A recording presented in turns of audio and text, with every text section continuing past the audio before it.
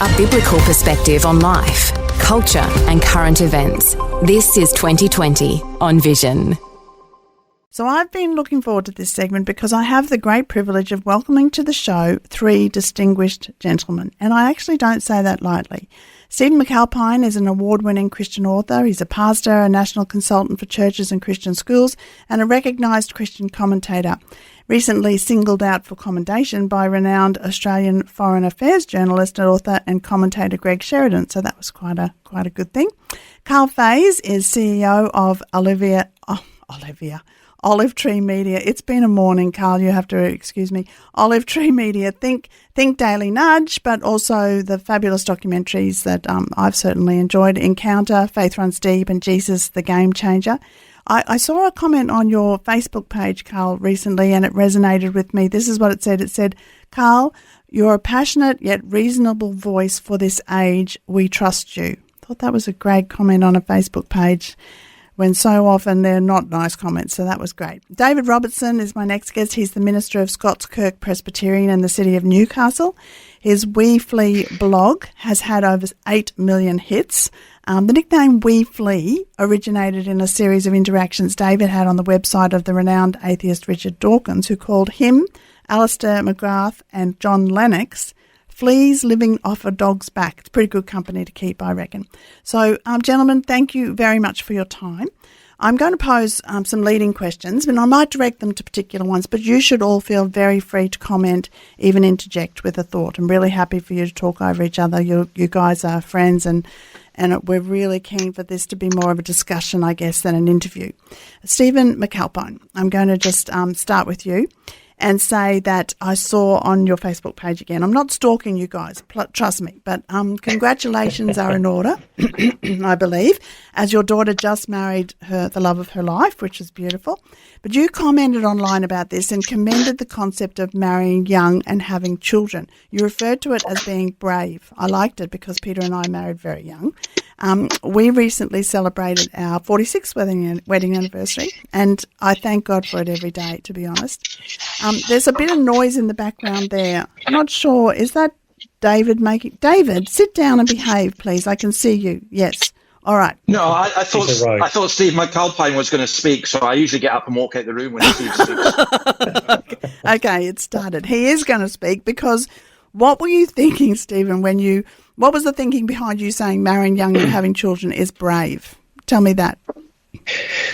Well, we've been told everything else in our culture about how you do life and that you delay things, you delay marriage, that marriage is something that's going to destroy you. It's having kids is going to destroy the planet. But I just got a text this morning from another friend who's been married longer than I have, though he's younger than I, and he said, thanks for saying that. I've never regretted it, never regretted having kids young. My two of my own children have married young, even though one's not Christian. And he said, we're just the countercultural movement, but there's great joy in it.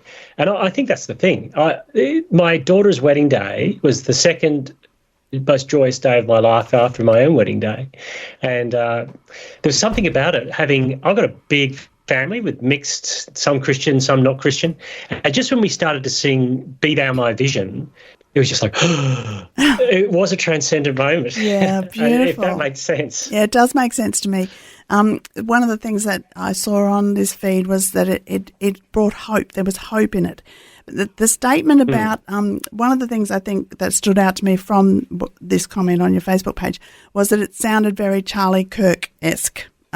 Because it's one of the things that Charlie Kirk was sort of known for. And so I want to open it up to all of you now.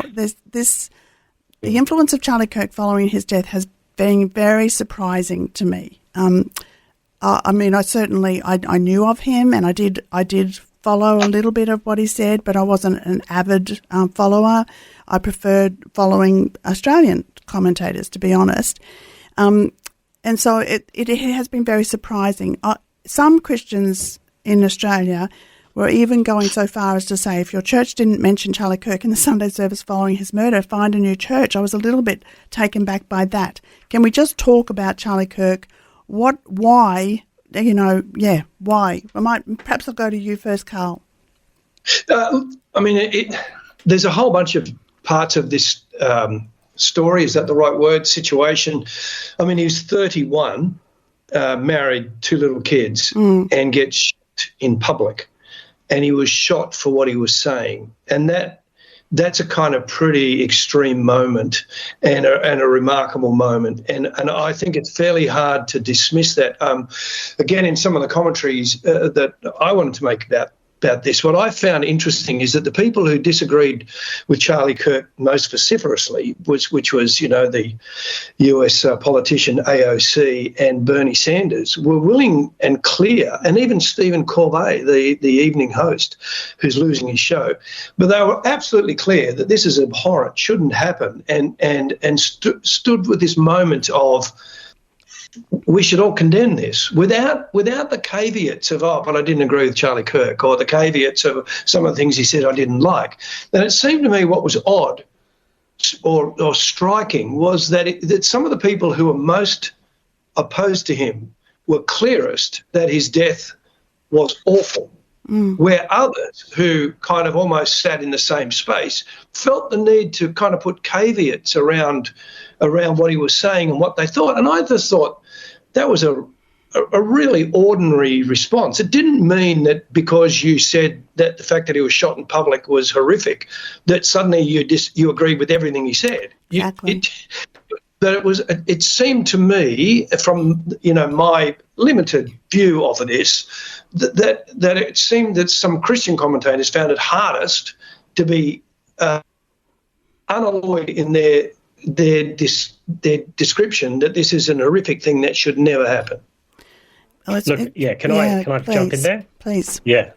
So, Dave, I jump in there because I know Dave's going to jump in there at some stage. And, I'm going to write a blog post, there you go, called No Country for Young Men. And one of the things I've noticed more than anything was let's stop telling young men, well, I know you would not have liked any of his politics, and I know you didn't like anything that he said about gender, but what he said about Jesus was great.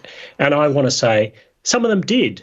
In fact, the ones who most loved his views about Jesus were going, I like some of that politics, and the gender stuff, we've gone too far.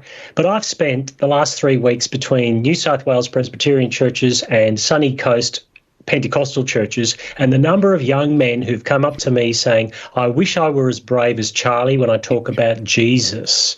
And I feel like we keep saying to young men in particular, you can't be Andrew Tate and you can't be the hard left trans, and they say, well, give me an option. And when they see a young man who was 31, who, if I've watched enough of his videos over the years, I had Australian commentators saying, well, we've never heard of Charlie Kirk. Well, tell you what, my 17-year-old son, who's not particularly theologically astute, and all his non-Christian friends at school, and all my running mates, there I got the running thing in, a lot of my running mates knew who he was. And so it's not as if there was this American world of commentators and this Australian world of commentators. There is a social media world that is trans-global, which takes in Joe Rogan and takes in people like Charlie Kirk, and Australian commentators who think that somehow the old media legacy is coming back are deluding themselves. This is the new conversation. I go to a Pilates class, and when I turned up that week, they were all talking about that, and I'm telling you, none of them were Christians. And they were all talking about Charlie Kirk. David, we're going to do a break soon, but can I jump you in on this topic before we go to a short break? Depends when you're going to go for a break, because you can break me in the middle if you like. Can I just say, as regards your first topic, one of the things about having kids when you're young is you become empty nesters when you're still relatively young, and you can have a whole ministry after that. Plus, your grandkids generally get their grandparents for a much longer time. I think it's. I do too. I'm totally with Steve on that one. The Charlie Kirk thing really upset me because at 31 years old, I had 2 kids and I was going around universities in the UK basically doing what Charlie did. I don't think I did it as well as he did. I think he changed. By the way, he evolved enormously. He became much more gospel-orientated. I've been following him for a long time, and he moved from being this ultra-conservative political person to, in effect, being an evangelist, and I thought he was wonderful. 100%. And I get so annoyed at Christians who comment on the basis of memes that they've heard without ever looking at context. True. So I was viscerally affected because I just thought, I mean, I too received death threats then. In fact, I was thinking, I haven't had one for a while, but I got one this week, so I feel I'm back. You know? That was from me, Dave. Yeah, I know. Helping you make sense of life, culture, and current events from a biblical perspective. 2020 on Vision. I'm going to go straight back to you, David, because I sort of interrupted you where you had to go to that break. So can I just get you to keep on going as you were? Yeah, so I agree with what Karl said about it was good, even people like Gavin Newsom and so on, condemning it. But what shook me more than anything is a combination of what Karl said and Steve said about Aussie kids knowing. I teach SRE. I went to a bunch of teenagers in a school. I won't name the school. And I said to them, this was the day after that Charlie Kirk died. Did any of you know of Charlie Kirk? Every single one. Did you know of him before he was killed? Every single one. So people are so out of touch when they say, oh, what does it matter? Steve was exactly right in his analysis of that. And by the way, can I just say this? I joke a lot around with Steve, but he's my favorite social commentator. So I read all his stuff. Sometimes it drives me nuts, but anyway, he's very good at it. And what you said there was absolutely correct. But then this is the bit that really got me. And I'm writing... I also have written about this on Christian Today, and I'm writing an article just now entitled "We Need More Assassinations," because I asked the kids, "What about your friends? Did they know?" "Oh yeah, we've been talking about it all day in every class." And what did they say? They say he deserved it. Oh, and wow. I said, "You're winding me up. You're winding me up, aren't you?" I said, "This was just a couple of show-offs, was it?" She said, "No, everyone." We couldn't say anything. In fact, can you advise us what we can say? I said, well, appeal to basic human empathy. That's the first thing. And then ask them if they've ever heard anything that Charlie Kirk has said, because it was all image.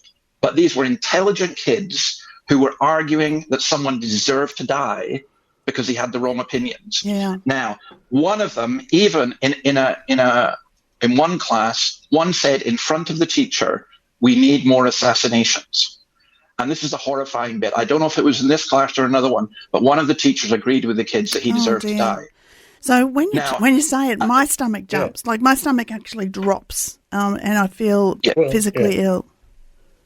But that, and also, you see, I thought this was an outlier, right? Yeah. Maybe this is just Newcastle, And then I heard Moira Deeming, the MP in Victoria, saying that her daughter had gone to school, the same thing had happened. Then I heard of another man whose son at university in Wollongong, the same thing had happened. And I've heard numerous since then.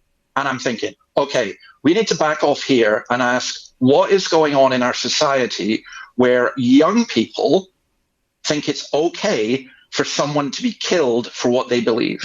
And I'm still trying to work that one out. But that was an absolute shocker to me. Yeah. I don't think I genuinely don't get too shocked at things because I expect them.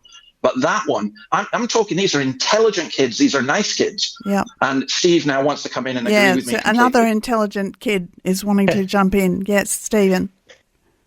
I remember being a kid back in the 1780s. Well, speaking of the 1780s, you're getting revolution, right? And this will probably segue into some other stuff we want to talk about. But if you've got 50 years of a philosophical approach in the West, which is based on we are supposed to be intolerant towards a certain group of people in order to get true tolerance to the surface, Herbert Marcuse's perspective, that's where you get any means to get our view of tolerance, including assassinations. And we've also got, and I will say this as an ex-gen, a generation of people who have been unable to stand up and say no to that. We just assumed that a liberal framework would win the day because we saw that as the bedrock of what we believed in our culture, because we weren't thinking Christianly enough. We weren't thinking that liberal secular framework of the Enlightenment is not actually the bedrock reality of the world. It's squatting on Christian land.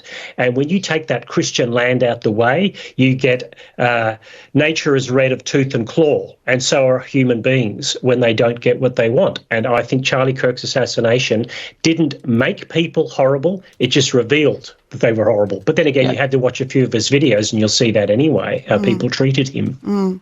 Yeah. we're talking. Wendy, can I ask a question? Please. Can I ask a question of the other two? Just in regards to that, just leading on from what Steve said, Karl and Steve, do you think that?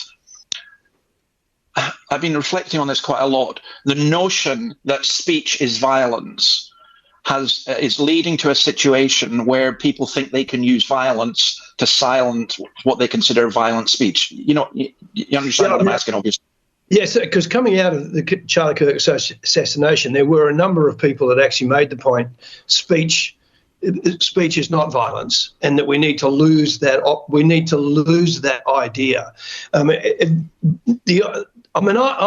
think one of the issues surely is Western elite universities. I know that in Columbia University they had the encampment, and this is another whole issue, but the encampment for the Palestinians, etc., and after months, basically the university said, I think we should close this camp down, and then basically all the university lecturers turned up in their high-vis vests to protect the encampment. And it's a bit like, okay, here is the problem. I mean, you can blame if this is a tricky thing to say. There's a lot of 18-year-olds that know more than me, but a lot of them are pretty naive about the world life, the bigger picture. But who can blame them when their university lecturers are actually feeding them this information? Exactly. And they're the ones setting up, colouring in rooms and comfort dogs for ideas that they don't like, which is Jonathan Haidt's book, The Coddling of the American Mind. And that's leading us to this place that we not only do we call language and statements like abhorrent, we actually call them violence towards us. And as you say, David, the logical conclusion is then you use violence to stop it. And that we need to stand against the idea that words are violent. I understand what you're saying. Steve, you go, and then I just want to make a comment too. Go. Yeah, the whole idea that on a university campus you can spot a microaggression from 500 yards, but you can actually beat people up or shoot them, is the great irony of the Western intellectual pursuit at the moment. Good point. And I know what you're saying, speech is not violent, but what I want to get to after the news, and we might have a bit of time now, is like we're now seeing marches on our streets that are calling out "Kill the Jews." So to me, that is, what is that, and how are we letting that happen? We're seeing marches for against increased immigration or to decrease immigration. We're seeing marches from the river to the sea with the Palestine stuff. We're seeing Queers for Palestine. We are also, yesterday I had on the show Mark Leach, and he's a great guy leading this fabulous organisation, Never Again Is Now, and he's talking about another gathering, a public gathering right around the nation coming up in October. And I said to him, Mark, we've got protest fatigue at the moment. Every weekend we're out on the streets. And so I understand that speech is not violent, but when you have people calling out "Kill the Jews" and from the river to the sea, what do we do with that? Okay, that's a different thing, because speech that calls for violence is violent, but speech itself isn't violent. So, for example, if I said that I think that the Palestinians should have a separate state, that's not violence. If I say that I think the Palestinians shouldn't have a separate state, that's not violence.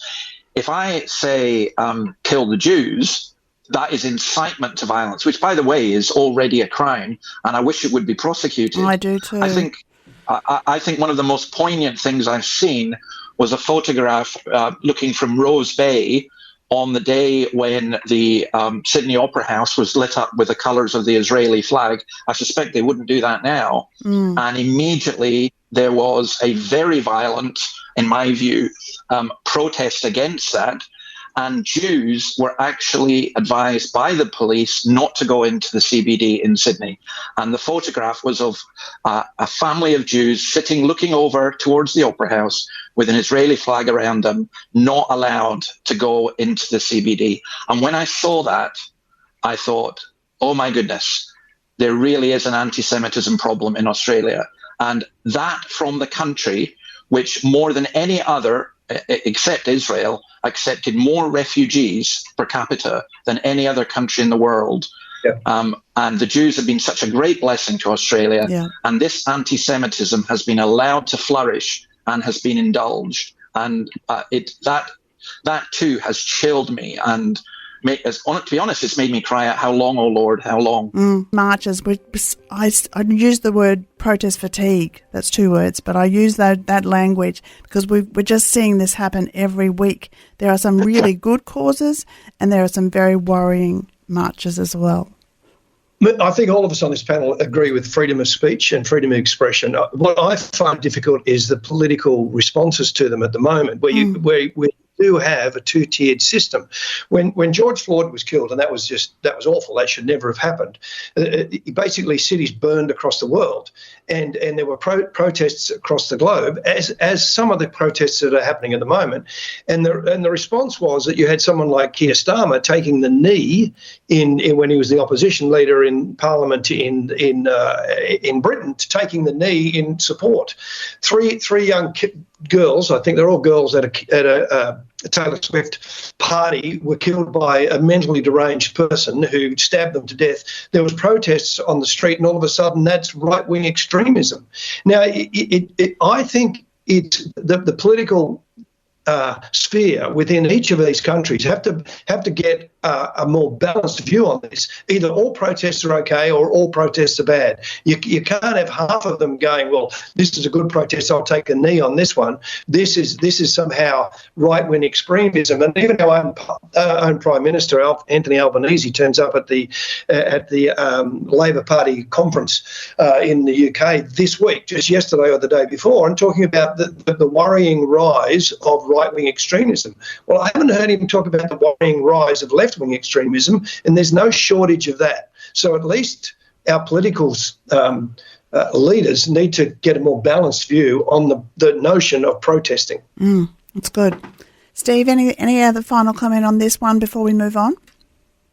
Yeah, I think part of the thing about protest movements in general at the moment is that they're all pitching a vision of where we should be heading, and I think it's almost like if you take the God picture out of things, politics moves up a level, and you get a vision of eschatological vision that's very earthy, and that's where the heat comes. I will also say that when you think of what it means to be a centrist these days, that's shifted so that anyone who holds a conservative perspective on anything is seen as right or far right. And so you can just stand where you currently are and suddenly give it 10 years and you'll be considered beyond the pale. That's the way the cultural frame has gone in the last 30 years.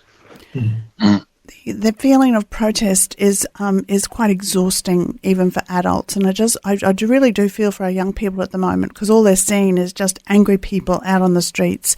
And so I applaud people like Mark Leach, who holds meetings for Never Again Is Now, and they are not angry. They are not angry. There are people around the edges who might want to make it angry, but they're not. So I still think that it's really important to raise our voice. One of the things that you can do is have petitions, and this is just an aside before we get on to our next topic. You guys wouldn't realise because you don't live in Queensland. I live in Queensland, and at the moment on the Queensland government petition site, which is heavily censored. Actually, I have had petitions that I've put up that have been declined. So we're talking about a site that is heavily censored. There's a petition up there at the moment that has an increasing number of people signing it, and it says. Your petitioners request the House to boycott, divest from and sanction all businesses from Israel and Israel the country. There's close to 1,000 people have signed that so far. So we have got a really angry, thing happening in our culture, but we've also got a really, I think it's stupid. Like it's stupid. We're talking about Maya. We're talking about some of the biggest shopping centres in our nation. Anyway, that's just an aside. But we do have like an angry thing going on, and we seem to be becoming tribal in our culture, and that is not what we have understood as the Western civilization. We have not been tribal like we are. The next thing I just wanted to talk about was, well, talking about tribes, there's a case where the Anglicans have led the way and the Presbyterians have followed, so we'll jokingly call them tribes. But Kanishka Raphael, is that how I say his name? He's the Anglican Archbishop of Sydney.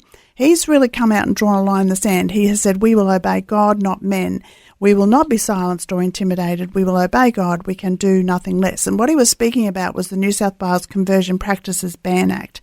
And he's stating basically that it's an assault on faith. It threatens to criminalise prayer, discipleship and biblical teaching on sexuality and gender. So you guys are either in New South Wales or you're from New South Wales. Steve, I know you're over in Perth at the moment for your daughter's wedding. So let's open the talk on that. That we obviously really applaud the Anglicans and the Presbyterians for coming out and being so brave. But what are they actually talking about here, and how does it affect our nation?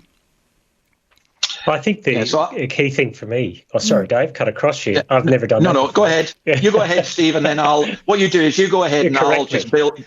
no, I won't. I will build on your greatness, and then we'll get to the heights of Karl. Sounds good. Sounds good. Okay. The heights of Karl. Sounds like a place in the Middle East somewhere. I think what Kanishka's done is really good because it's moral leadership about an issue which is about state governments not jackbooting us into history, but telling us to self-censor ourselves around significant gospel issues. And part of the issue around conversion therapy is that the practices which were designed to pray the gay away, as it was called, et cetera, are so out there and so non-existent that the only thing it could be looking at is anyone who says, we can pray for you about where your life is at. You can't even do that, where you are at with your sexuality or gender, because we do believe that the gospel speaks to us not just as an idea, but as a whole person. And so the conversion therapy laws are a little bit like the dog that creeps onto the carpet. It will creep a little bit more, and then the next law will creep a little bit more. And Kanishka has nailed that. Now, I hope he gets more than 2 cheers from most of his diocese, because I think Sydney's the place which finds this the most struggle, because it is the centre of so much of the sexual revolution has, personified itself in a city like Sydney. And how you do church in that setting, people are going to have to nail the colours to the mast. And some people will end up being prosecuted, or at least the process will be the punishment going forward. Well, before I go to you, David, I'm just going to fill people in just in case they're not in Sydney and they don't understand what we're talking about. The New South Wales Conversion Practices Ban Act, it came into force on the 4th of April, and this was following a transition period in. But the stated aim of the legislation is to ban so-called conversion practices. But this is defined as any practice directed to an individual that seeks to change or suppress their sexual orientation or gender identity. And prayer was meant to be omitted, but this it definitely isn't. This legislation places prayer, pastoral care and conversations grounded in sincerely held biblical belief directly in the crosshairs of the law. They have stated praying with or over a person with the intent to change or suppress their sexuality or gender identity is unlawful. And we're talking about a jail sentence of 5 years if they are found guilty. So, yeah, that's basically what Kanishka and the Anglicans and Presbyterians have really come out strong and said, we will obey God, not men. Going to you now, David. Yeah, so we did follow the Anglicans on this. We met last Friday, and I actually proposed a motion commending the Sydney Anglicans. Basically, the key thing that Kanishka said that people didn't pick up on, and when I actually put my motion, 1 or 2 people said, don't put this in. But I did put it in because this, for me, was the key thing, that they would support clergy who found themselves facing action because of this legislation. And that is the absolute key thing, because much to our shame in the church, it's the feminists who stood up against the transgender ideology who've turned that around. Mm-hmm. And the church was so silent on that. We really were, we can't offend this, we can't do this, we can't do this. So for me, it's a very, very simple thing. We said the same thing. We also added one other thing, I think, that's very important. We decided that we would encourage our congregations to be taught about this, so that we're not instantly reacting, going, oh, yuck, it's all bad. but we're trying to explain what the biblical view is. So in our theology, for example, I said this at the assembly, we don't, of course, we don't think we can convert anyone because our theology says it's the Holy Spirit, but we are going to teach the Bible and we are going to pray, and it'll be a cold day in hell before any government tells me what I can preach or what I can pray. And there's no way that I will be intimidated by that. Absolutely not. I had somebody come in to see me last week, young person. Now, again, this is where us older guys really need to understand what's happening with our young people. Our young people are, in effect, being taught that sex is like a smorgasbord. It isn't even homosexuality, heterosexuality anymore. You're on a spectrum, and you sleep with whoever you want, whenever you want, as long when you feel what you want. And this person was speaking to me about bisexuality and so on, and I just said very simply, you need to suppress your sexuality. And those, you can't say that. I said, no. And this is how I explained it. I said, you see, there's a woman over there. She's really, really good looking. What would you say if I went up to her and said, look, you and I, let's go get a hotel room? She said, well, you can't do that. You're married. I said, yeah, but what if I feel that? What if my sexuality tells me that that's what I should do? And she said, oh, I see where you're coming from. You should suppress it. I said, yes, exactly. Because as Christians, we don't believe sex is dirty. We believe it's sacred. And we're going to teach that. And by the way, this law is so completely insane. I think it's a political thing. There's no rationality on it because it's not against conversion therapy. You're allowed to convert from one gender to another. In fact, you're even allowed to get conversion therapy surgery to chop off parts of your body in order to enable you to do that. So they're not against conversion therapy. To me, it's part of the dumbness of our society that you have politicians who virtue signal because they think it's the right thing to do. They also then exaggerate and say, what, do you want electrodes put into people's brains to change their sexuality? Well, that's already illegal. And two, no, I genuinely, look, my whole ministry, gay people and transgender people have come to my churches, and I've always welcomed them as people who need Christ the same as everybody else. And I don't seek to convert them in terms of their sexuality. I seek to convert them to Christ. And in effect, the rest of that follows. So I'll just give one example, then I'll shut up. And it's simply this, that I remember I used to debate against a gay activist in a university, and that man is now a Presbyterian minister married with 3 kids. You know, he's changed, and people can change, and God can change people. I can't change anyone, and I never would try to. But I tell you this, I'm going to preach the word, I'm going to believe in the Spirit, I'm going to pray, and I'm not going to tell the Lord what he should and shouldn't do. And that's why you've got so many followers. Yes, Karl. The heights of Karl now. Yep. Just to say that the New South Wales legislation is actually following the Victorian legislation. The Victorian legislation is potentially worse than the New South Wales legislation. And I think we need to lean into David's background. We need a bit more Scottish J.K. Rowling here. And that's exactly Archbishop Kanishka Raphael is doing. J.K. Rowling, I can't remember the exact wording of the act, but there was a particular act passed, and it had to do with posting and social media around the transgender issue. And the day after it was passed, she put out a tweet and basically said, or a post on X, and basically said, here it is, take me to court. And by the way, anybody else that writes the same sort of post, I will repost your whatever you say, and basically the government, come after me. Well, it's been silence ever since, and it killed it in a moment. And I think that's what Kanishka is doing, what the Presbyterians are doing, and what every Bible-believing, self-respecting, evangelical Christian organisation, church should do, which is basically say, what you said, David, the government is not going to tell us what we will believe and what we won't believe. And it's not, and what annoys me about some of this, it's a bit like, oh, that's a conservative worldview. No, it's not. It's an orthodox Christian position that's been held for 2,000 years. Essentially, it was 5 minutes ago that there were different views on this, and I just think we need to stand for an orthodox position, and there's a bit like it's a bit like gamesmanship. Here's this piece of legislation, you won't take us on. Well, let's see what happens when people do, and I think it'll be an interesting response. Now Well, maybe the Sydney Anglicans do have as much money as J.K. Rowling's. But the point is, she's made a statement and the government's backed down. And I think that's potentially what could happen. I think the goal of the government really in this, particularly with this New South Wales stuff, is fear. Like I think they're using a fear. And God says, fear not. And but you know, there are real consequences here. Like Christians, particularly pastors, ministry leaders, or there's anyone offering care to anybody who might be struggling, they will now be held liable. They can be held liable under the law, even if that individual consents to prayer or counsel. The Act specifically deems individual consent irrelevant in determining whether an offence has occurred. So this is a very real threat.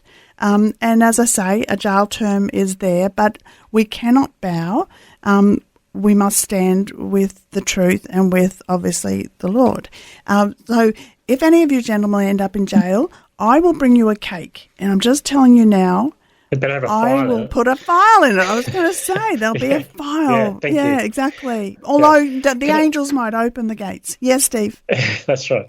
Well, I think what I really appreciate about Kanishka in general is that everyone says, well, we've got to be very winsome in our strategy. And he is, always has been. So when Kanishka says something like this, he says it with grace and dignity and clarity because he speaks truth to power, because he's never come across as being narky or anything like that. And he's very clear that this is speaking against a power that should not be. And the fact that he says, and we'll have you back, probably will embolden some people, and I think that's good. So I feel like Kanishka, as a moral leader, drew a line in the sand for a lot of Christians to think about this, because no one could ever accuse him of being sort of a culture warrior on things. In fact, the Sydney Morning Herald is kind of intrigued by him because they don't know what to make of him half the time, and then he comes out and says this, and I think that's a good lead to follow. So he's not a political commentator as such, but you three are, and you are people who I particularly asked to come on the program because I do, like that woman who made a comment on Karl's Facebook page. She said, I trust you. You're a trusted voice. I don't ever find you being unkind. I find you being truthful. I find you being provoking. I find there are things that you say that I think, I'm not sure about that. I'll go and look that up. I find you stimulating, and so I'm just wanting to thank you for being true to what you are called to, and I want to promote each of your platforms now so that people can go and listen more or hear more about what you're saying. So might start with you, Steve McAlpine. Steve, where do people find you? How do people follow you? The very humbly named StephenMcAlpine.com. I'm on that. Instagram, smcalpine67, I think. I'm not 67. That's the year I was born. I may look at these days. So StephenMcAlpine.com is where you could go. And you can leave a comment there too. There's a couple of places you can do that. And you can sign up for my newsletter on that as well and for my emails. So StephenMcAlpine.com. That's with a PH. Stephen with a PH. So thank you. Karl Faase, your Karl Faase, but also your Olive Tree Media. Just talk to us a little bit about what you're doing and also just explain the documentaries a little bit for us. So we've produced great resources that churches can use that will help them within their church or reaching out to people within the community. So our latest that we just released last year is Encounter. So if you go to olivetreemedia.com.au, look at our Watch Plus platform and Encounters there. We're actually, this week, we're doing the last piece of filming of a new men's series. It'll be called True North, and that'll be out next year. That's going to be fabulous. Working with Al Stewart and Sam Chan on that. And anyway, there's so much I could say about that, but that's going to be a wonderful series. So olivetreemedia.com.au, and we also, the Daily Nudge is on Vision Media and many of the stations around the country, but we also send out as an email. So you can sign up for the Daily Nudge and you'll get an email from us between Monday to Friday every week, no cost. Love it. Peter often reads it to me. Weefly, David Robertson, you're the Weefly. I really do love your tag. So tell us about where people can find you. Well, the weeflea.com is easy, and it's we is the Scottish word, W-E-E, so it's THEWEFLEA, and apparently I'm a flea because I'm annoying, so I'm not quite sure. But No, you're also sure. I'm at Scottskirk in Newcastle, and we do actually get quite a lot of visitors, which is great. And I'm on YouTube. I do quite a lot of media stuff. I write a lot for magazines and different things. And I want to say about the other two guys that one of the things that encourages me about Australia is that you've got Aussies like this, because obviously I'm not an Aussie.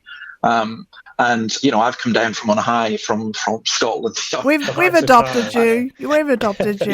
Yeah. Well, yeah, I didn't get citizen. I got residency, which was quite funny.